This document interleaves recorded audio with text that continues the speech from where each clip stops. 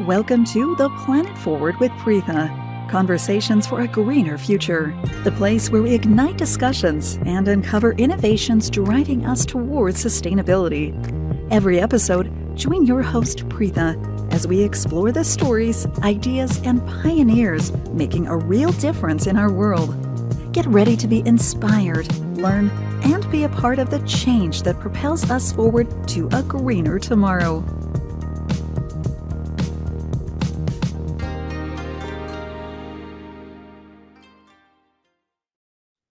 Welcome to Planet Forward with Preetha, Conversations for a Greener Future, the space where we celebrate the union of sustainability, innovation, and the remarkable individuals leading the journey towards a brighter, more equitable planet.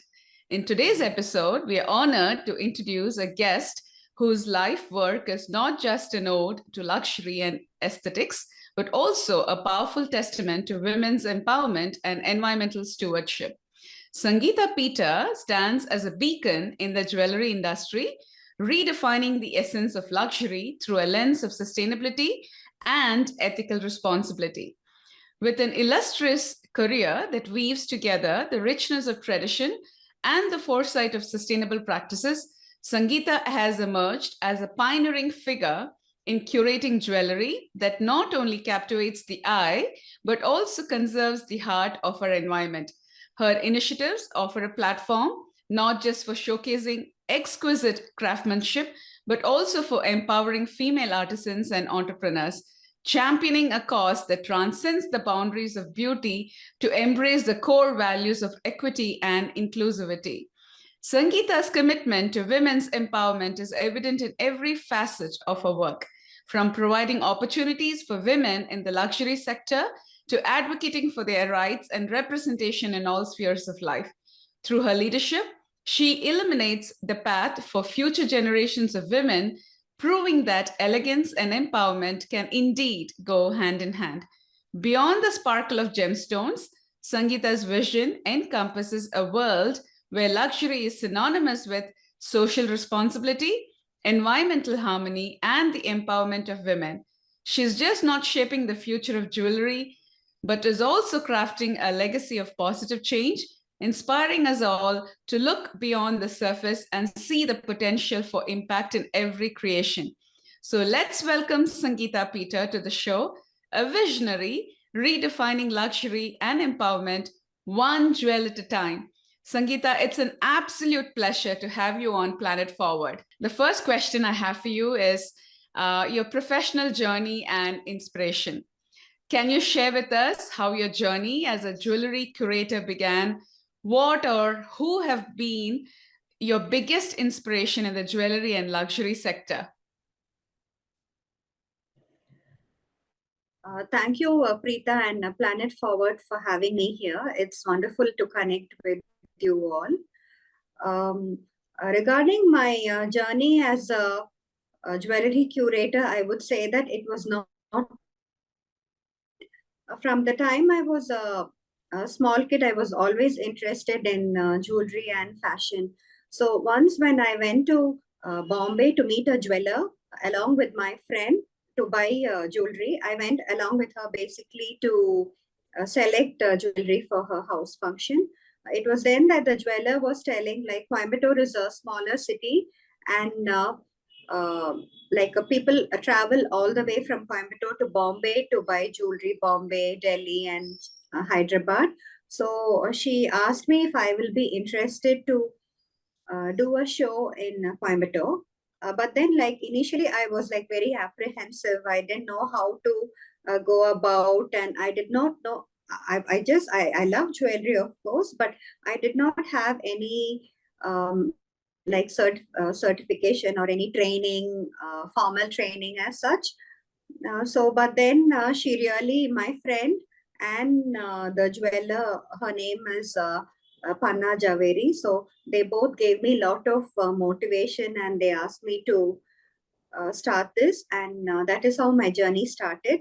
So it was from Panna Javeri that I learned a lot about jewelry and how to host shows and um, how to like talk convincingly to a client and to explain.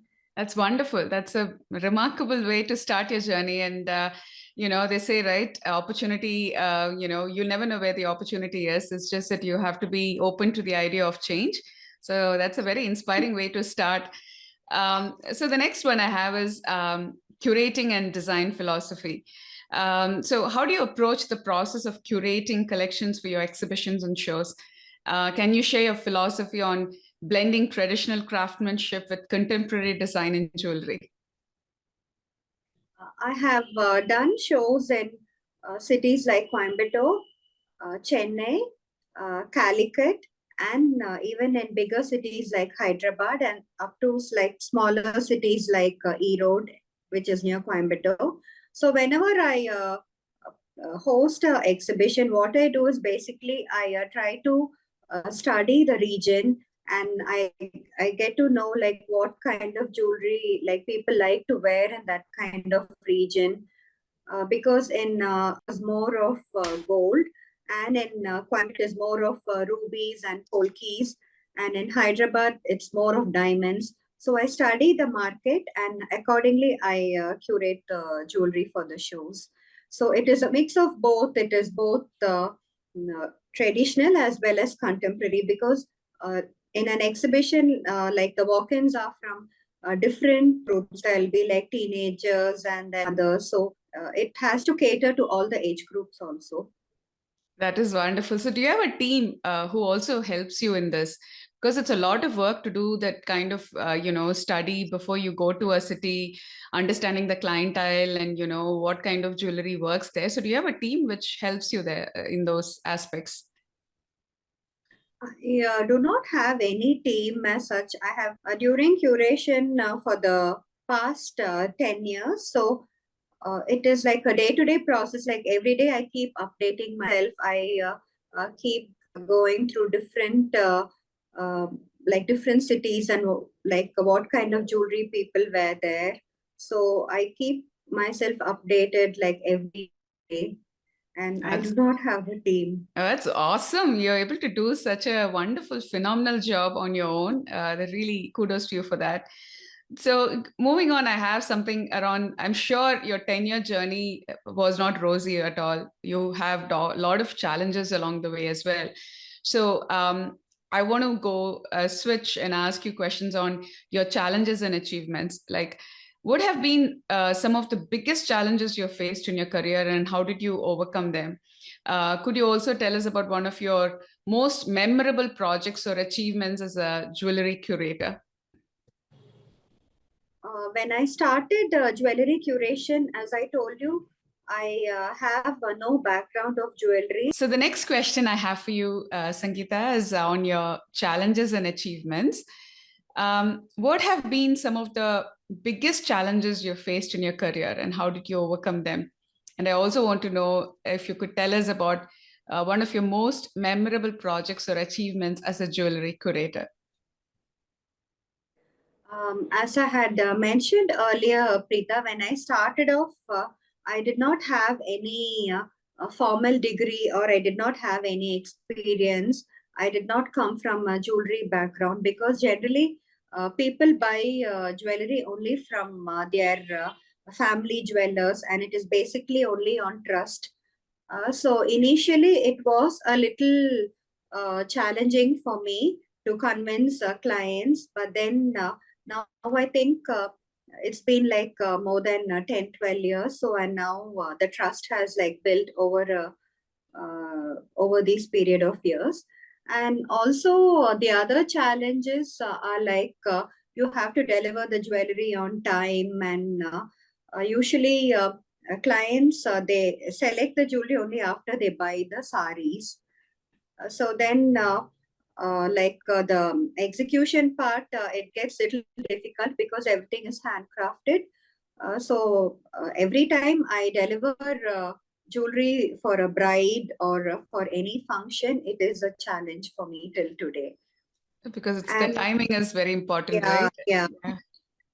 And when you ask me about one of my memorable and I mean one of my favorite curation which I did recently was a very popular stylist from the cine industry asked me to curate jewelry for the movie stars. So I did for a couple of functions for stars like actress like Kirti Suresh and Wow. Priyanka Mohan for some events. And then since they personally liked my jewelry, they asked me to work for a period movie called Ragutata again, which in which Kirti Suresh is the heroine.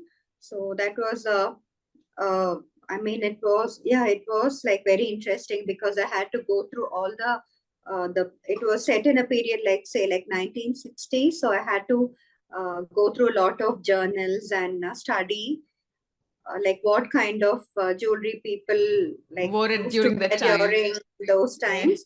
And then I'm waiting to see the movie Oh now. my God, congratulations. That's such a huge accomplishment, you know. You were earlier telling like how you started, you were not even confident that you could do it. And but then, you know, the journey has definitely brought you here that you're actually been invited to curate jewelry for a period drama or a movie is like Yeah, yeah. unbelievably awesome. It's just very good. I'm really, really, really proud of you. Very nice. So, Thank you. moving on to the next one. I wanted to ask you about the trends and industry sides, especially in this profession that you're in. You got to keep up with your what is happening right around India, especially different parts of the country have different trends and industry insights. So I want to ask you, like, what trends do you see shaping the future of the jewelry industry? How do you stay ahead of the curve in identifying and showcasing emerging designers and artisans? Jewelry as such is timeless, like that is the most sustainable product, like especially in a country like India, because you just pass on your jewelry to your grandchildren and your great grandchildren. Like most of them, like they attach sentimental values to jewelry. Yes. So it basically, I feel it is classic. That is what today, and the brides especially, they do not want very heavy jewelry which they cannot repeat. So now even to my clients and my brides, I always suggest that they should pick up something which is like very wearable, like maybe like a detachable choker or a detachable necklace. And like there are earrings like which you could reuse it like a stud and a jhumka separately. So it is very wearable and you make use of the jewelry and you enjoy wearing it for a longer period rather than just wearing it only on your big day. And then it becomes boring, or you just keep it in your locker and you don't use it again. But then this way it is more wearable, and I would recommend all my clients, or for whomever I'm doing the curation, to invest in pieces of jewelry which are like very wearable. Awesome. So, like, you know, you touched upon a very important topic, which is in alignment with our sustainability, right? So, we want to make sure that, you know, we have to reuse all the things what you're doing in a day to day life. We don't want to have too many products in our life, which is use and throw, which is not good for the environment. To what you said, like, jewelry is something it's an heirloom piece you pass on to generations. And then another thing is, even from an investment standpoint, right? And it is really good because it's from an economical standpoint, also, it gives a lot of value to the family when they're buying jewelry. It's really phenomenal to look at it from that aspect. So, I think, in line with what we were just talking about sustainability and ethical practices. So, in light of the growing concerns about sustainability, how do you ensure that the jewelry you curate meets ethical standards? Basically, a jewelry a person buys only out of trust 100%. And Yeah. then, so, and also like here, whenever anybody buys any jewelry from me, any new client, the first question they ask me is like, what is the resale value? And Okay. anytime when we give it back to you, will we get the cash back, or can we buy something else instead? So that way, I really make it a point to source the best polki stones, or the Burmese rubies, or the emeralds. Everything is of the finest quality, and most of my jewelry are all handmade. Oh, beautiful. Okay. Yeah, it's handmade. So sometimes, like, what looks in the picture may be little different when we make it into, when the conversion happens to a necklace or a earring. But then each piece is handcrafted, and I make sure I source it from the like the finest karigars and the best karigars in Hyderabad and in Jaipur. Beautiful. So you're making sure that it's handcrafted. It's not, there's no any unethical things done, and you're giving the finest and finest jewelry of value to your clients. So, making sure that they get the best value for their money. Wonderful. So just leading towards empowerment and leadership. So as a woman in a leadership role within the luxury sector, what advice would you give to a young woman aspiring to enter this field?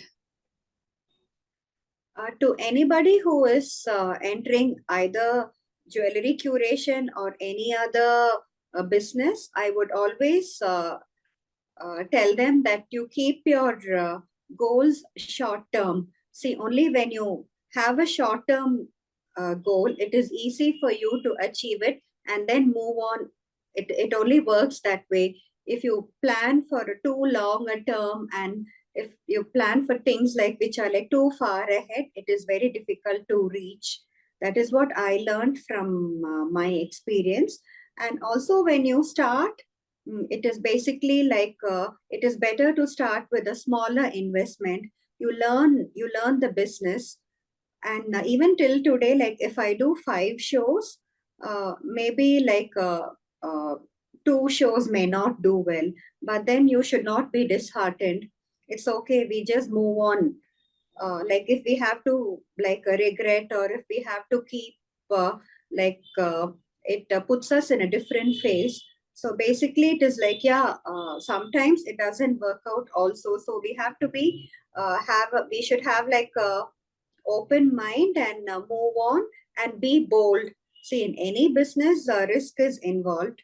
So Absolutely. even when, yeah, so even when I started off, people were like, oh, why would you choose jewelry? Like, it's very risky. People will ask you like 100 questions, and always like they try to resell it, or we have to guarantee that for a lifetime and all that. Yes, But then every work has its own highs and lows. So I feel we should just keep moving forward and have short-term goals, and yeah, like do a lot of networking, because you never know, like so many things can happen over networking. Meet lot of new people. Don't be scared, like try to learn lot of new things, because today I feel it is very important to be well informed. yes, So I absolutely. feel networking gives you like a lot of inputs and lot of Wonderful. options. You meet new people and learn new things. Very nice. Thank you, Sangeeta. So, in line with the same concept, right? Like, how do you use your platform and influence to support and empower other women in the industry? I mentor a lot of young women, like who are having like small boutiques, or who want to start their own business, small business in Coimbatore or in other cities also. I'm like I try to help them out. I guide them like in whatever way it is possible for me. And I am part of Fiki Ladies Organization Coimbatore Beautiful. chapter. So there we do like a lot of we do a lot of learning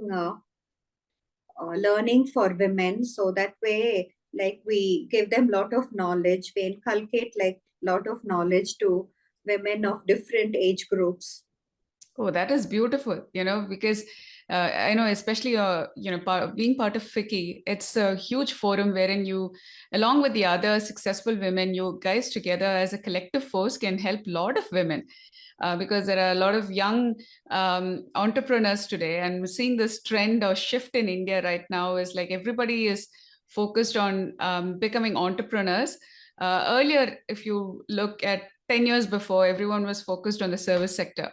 Get a degree, go and get a job, and work for an organization until you retire. But there's a really good positive trend shift in India wherein the younger generation of today is willing to take a risk, like you said, pursue entrepreneurship, and they want to try and follow their dreams. And people like you who've been there, done that, can actually help them, guide them, and tell them, these are the mistakes we did, so you don't need to do that. There's a better option. I think, there's so much of positivity that can happen in this world. So many people from a different, societal class can actually be uplifted as well in this process. So that's kudos to you for doing that. That's wonderful. So the next question I have is for collaboration and community. So can you talk about a collaboration that was particularly meaningful or impactful for you? I have been doing only jewelry curation for the past so many years. So recently I collaborated with Dr. Adityan Guhan. Okay. He is the collector of watches and luxury cars. So since like we both have the same kind of vision, he wanted to bring in luxury products. And as always, like I'm always only into jewelry. So recently we had a trunk show, conducted a trunk show in Coimbatore, where we brought in like luxury watches like Breguet, Frank Muller, Ulse Nardin, and we had like high-end designers like Mrinalini Rao, Raghavendra Rathore. Like Beautiful. they are like coming to Coimbatore for the first time. So, and it was a good experience. And now we want to make a platform for tier 2 cities like Coimbatore, so that people from other big cities, from cities like Hyderabad and Delhi, they could showcase their products in smaller Coimbatore. cities like Coimbatore or That's in other wonderful. places also. Yeah. How was the We also response did when? Yeah, the response was like really good. It was very encouraging. Lot of people visited, and we also did the hosted Burberry show in Coimbatore and in Chennai. So the response was like overwhelming. Otherwise, people have to travel all the way to Hyderabad or Delhi to get their clothes customized. But now we brought everything to Coimbatore. So it was a very good show. That's wonderful. Congratulations. That's awesome. So the next one I have in line with the same collaboration and community is, how do you engage with the community and your audience to foster a deeper appreciation for curated jewelry? I have an Instagram handle, and I have like around 7,500 followers. So like the other people who I meet during the shows, they keep communicating to me through WhatsApp or through phone calls. But then now with the social media platform, it's given me like a wider exposure. Like I can proudly say, like I connect with a lot of women in London, and even in US. They call me, they ask me for suggestion, and Wow, beautiful. so even I really enjoy like talking to them and helping them out with their jewelry, and it gives me like great happiness doing all this. Wonderful. Very happy that you're actually spreading your wings and going international now. That's super news. So the next question I have is like on personal reflections and your future vision. Like looking back on your career, what is one piece of advice you wish you had when you started? See, personally, according to me, I feel I keep learning every day. There is only like when you make a mistake and you learn, only then you evolve, you get stronger. That is what I feel. So I feel it's made, I am what I am today only because I made a lot of mistakes. I learned from my mistakes. So it made me like evolve as a better human being and like a stronger person. So even till today, like I'm open to, I mean, like, okay, I can start all over again. Like even if I make any mistake, because like however, like whatever advice from other people, only when you learn from your own mistakes, I feel that makes you tougher. 100%. Yeah. You're And very then true. my dream is like to host a jewelry show in America, because I always like to visit US and I like to travel and visit different countries. So when so many people from America, especially Indians, settle there, they keep calling me and talking to me, and they visit me when they come to India. So I feel like I really want to do a show in somewhere in America. I think that will be my ultimate dream. I'm sure that your dream will come to fruition. May all the force be with you, because like you said, with an open mind, wherein you're saying people do make mistakes. We all make mistakes. It's part of growing up as a human being, but we all learn from our mistakes, and you're willing to take the risk. And I love the way you said, even if you have to restart all over again, you're willing to do it. That's a beautiful mindset to have, and that is extremely important when you're an entrepreneur. So I'm sure all your dreams will come to fruition. And I am so happy, because people who are listening to this podcast should know one other thing, is that Sangeetha and I have been childhood friends. We are neighbors. We grew up in the same community, and seeing her grow to leaps and bounds like this is like bringing me immense happiness. And one thing, when I started this podcast, when I was interviewing all those successful women, I told myself I definitely need to invite my childhood friend, because she's doing such amazing things, and I want the entire world to see what a wonderful job she's doing. So Sangeetha, thank you so much for taking time out of your busy schedule. I know you're super busy. We had to reschedule this podcast like twice already, but you still found time, and you came and very, very patiently answered all the questions. And I'm sure through this, more and more people reach out to you, and may your work spread all over the world. And thank you so much, and may God bless you abundantly. Thank you, Preetha, for having me. And it was a new experience for me to uh, do this interview with you for Planet Forward. So, wishing you all the best, and looking forward to meeting you soon. Sure. Thank you so much.